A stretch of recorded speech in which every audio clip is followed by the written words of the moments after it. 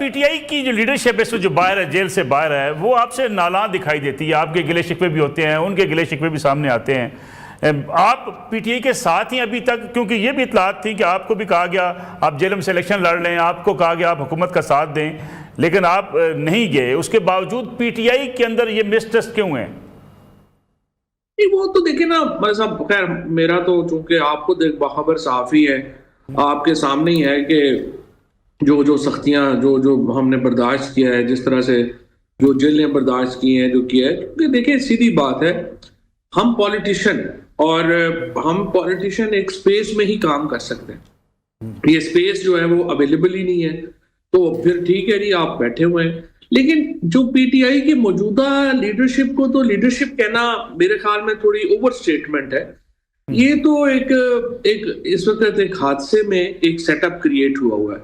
तो इनमें से ज्यादातर लोग जो है वो तो पॉलिटिशियन तो है ही नहीं, उन्होंने तो कभी काउंसलर का इलेक्शन भी नहीं लड़ा। तो कोई टिकटॉकर है, कोई जी अपना वो था कि वो ट्विटर के ऊपर एक्टिव था, कोई जो है वो छोटा मोटा काम करता था, तो वकील था कोई, तो वो इस तरह से जो है वो एक बन गई है ना, वो उस तरह से ऐसा पॉलिटिशियन तो इस वक्त है नहीं। तो इनको लगता यही है कि जब बाकी सारे लोग जो है वो मर जाएंगे तो फिर हम इम्पोर्टेंट हो जाएंगे। इस तरह तो फिर नहीं होता। जो सब कुछ मामलात माजी में नजर आए थे कि शायद बेहतर होने जा रहे हैं। अली मीन गंडापुर साहब की एक स्टेटमेंट भी थी कि 85% 90% चीजें दुरुस्त हो गई थी। मामला रुक कहां जाता है? मेरा नहीं ख्याल कोई चीजें बेहतर होने जा रही थी या हुई थी। उसकी वजह यह है कि मेरी जब खान साहब से भी बात हुई, अली अमीन ने पिछले दिनों जो इंटरव्यू दिया था, जिसमें वो कह रहे थे कि इमरान खान को नथिया गली चले जाएं या वो अपने घर पे बनी गाला चले जाएं या कुछ चले जाएं। मेरे देखिए, इमरान खान को ये ऑफर तो अगले दिन वो ले लेते। वो मुल्क से इमरान खान का और इस वक्त पीपल्स पार्टी का पीएमएलएन में फर्क क्या है? जो उन्होंने नवाज शरीफ साहब ने या पहले जो है वो पीपल्स पार्टी ने वो ऑफर्स दे ली, बाहर चले गए, इमरान खान वो नहीं ले रहे। सो वो तो कई एक लोगों का तजिया वैसे ये भी है कि अगर इमरान खान ले भी लेंगे तो फर्क नहीं पड़ेगा, बट इमरान खान ये नहीं समझते। जो मेरी चूंकि अब उनसे फ्रीक्वेंट मुलाकातें हुई हैं जेल में, वो देखें उन्होंने इलेक्शन ही वो वाहिद चीज है जिसके ऊपर इमरान खान जो है वो आगे बढ़ेंगे, और इलेक्शन करवाना जाहिर है कि इस हुकूमत के लिए अभी मुमकिन नहीं है। इनको लग रहा है वाइप आउट हो जाएंगे। सो ये जो कहना कि वो आगे चीजें बढ़ी हैं, कुछ चीजें नहीं बढ़ी हैं। मुल्क फंसा हुआ है। जहां पीटीआई से इनकलाब नहीं मैनेज हुआ, वहीं पे हुकूमत और एस्टैब्लिशमेंट से इमरान खान नहीं मैनेज हुआ, और इसका सारा नुकसान जो है वो मुल्क आप हम सब भुगत रहे हैं। आज पाकिस्तान की जो इकोनॉमी है उसकी हालत ये है कि आज अगर रिजर्व्स में से यूएई और सऊदी अरेबिया अपना पैसा वापस ले ले, आप बैंकरप्ट हैं प्रैक्टिकली। आपकी 33% टेक्सटाइल मिलें बंद हैं, बेरोजगारी जो है वो अपने अरूज के ऊपर है, सिक्योरिटी सिचुएशन आपके सामने है, नौजवान बच्चे जो शहादतें हो रही हैं उनको देख के दिल डूब रहा है जिस किस्म की इस वक्त सिक्योरिटी सिचुएशन है, खारजा सिचुएशन आपके सामने ही है। सो पाकिस्तान तो is in a turmoil. I don't know कि इसमें कब कोई सोचेगा और नौकरियों से आगे बढ़ के भी सोच आएगी थोड़ी बहुत। तो सब ये इबहम कब खत्म होगा? आप इमरान खान साहब से मिलते हैं, आपकी मुलाकातें भी होती हैं, पॉलिसी डिस्कस भी होती है। पीटीआई के रहनुमा कहते हैं चोई साहब का ताल्लुक नहीं पीटीआई से, बाहर निकल के वो प्रेस कॉन्फ्रेंस भी कर देते हैं, मीडिया से बातचीत भी करते हैं, जबकि आप पीटीआई के हवाले से आपका मौक़िफ़ भी हमेशा से सामने आते रहता है। ये इबहम कैसे खत्म होगा? आप पीटीआई में हैं, पीटीआई से बाहर हैं, इमरान खान साहब के आप साथ हैं। मेरे साथ पहली बात तो यह है कि इमरान खान के तो मैं साथ हूं।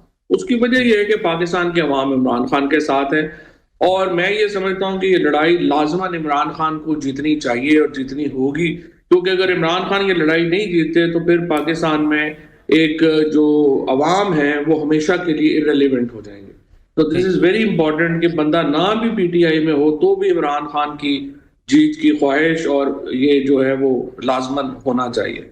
नंबर 2 ये है कि अगर मैं पीटीआई में ना होता, मैं फेडरल मिनिस्टर होता, कोई दो प्रॉब्लम ही नहीं थी। सो जाहिर है कि जो सारी सख्तियां हैं वो तो हम लोगों ने बर्दाश्त की है ना। जो मौजूदा लीडरशिप है उनमें से तो कोई बंदा 1 घंटा जेल भी नहीं गया हुआ ना। इनका जो है इन्होंने क्या सख्तियां बर्दाश्त की? सारी सख्तियां तो हम लोगों ने बर्दाश्त की हैं, जो 9 मई से पहले की पीटीआई। जो सब के लगता है आपको कुछ लोग कंप्रोमाइज्ड हैं, जिस एक किस्म के इल्जाम पार्टी के अंदर भी लगते हैं कि बाज लोग कंप्रोमाइज्ड हैं लेकिन पीटीआई के साथ हैं?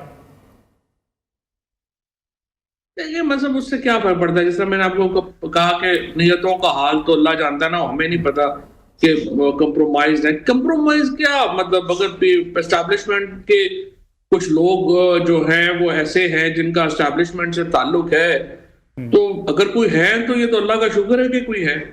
जाहिर है आपने किस तरह से आप मुल्क को आगे लेके जाएंगे। कोई बंदा होना चाहिए दरमियान में जिसके ऊपर कोई एस्टैब्लिशमेंट को भी एतबार हो और दूसरी तरफ भी इमरान खान भी उसके साथ कंफर्टेबल हो और वो चीजें जो हैं वो आगे बढ़ा सके। हमने देखे ना, दो ही तरीके हैं ना, या तो आपको इनकलाब लेके आएंगे, तो इनकलाब इस तरह तो नहीं आते।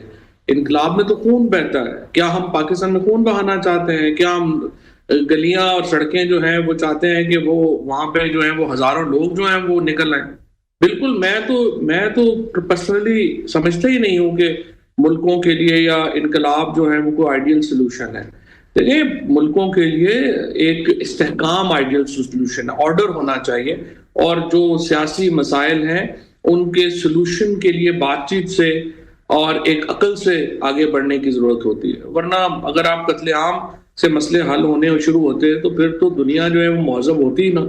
यहाँ सारी दुनिया की तारीख क्या है, कत्लेआम से ही भरी हुई है ना। जो सब एक ब्रेक ले लेते हैं प्रोग्राम में, ब्रेक से जब वापस आएंगे तो इस पर भी बात करेंगे कि क्या इस वक्त जो मुल्क के हालात हैं उसको बेहतर करने के लिए कौन से ऐसे इकदाम उठाए जा सकते हैं, क्योंकि तलखियाँ बहुत बढ़ चुकी हैं। हुकूमत, इस्टेब्लिशमेंट और दूसरी तरफ पाकिस्तान तहरीक इंसाफ के तेज़ बयानात क्या इस जलती हुई आग पर तेल का काम नहीं दे रहे? उससे निकलने का रास्ता क्या होगा? मौलाना फजल रहमान हो, महमूद खान अचकजई हो, इनके साथ मिलकर एहतजाजी तहरीक कैसे चलाई जाएगी, इस पर बात करेंगे एक ब्रेक के बाद।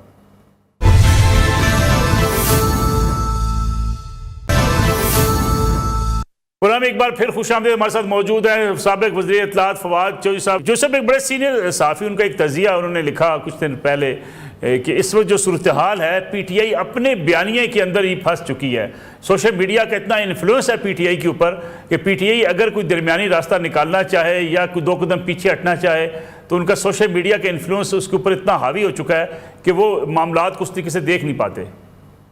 देखिए, बात सोशल मीडिया का जो एक प्रॉब्लम है वो तो मौजूद है। ये कहना कि वो नहीं है ये तो गलत होगा। लेकिन इसका जो तज्जिया है ना मलिक साहब, देखिए सच्ची बात ये है कि ज्यादातर जो हमारी एस्टैब्लिशमेंट की लीडरशिप है वो भी सोशल मीडिया को नहीं समझती और उनको पता नहीं ये काम कैसे करते हैं।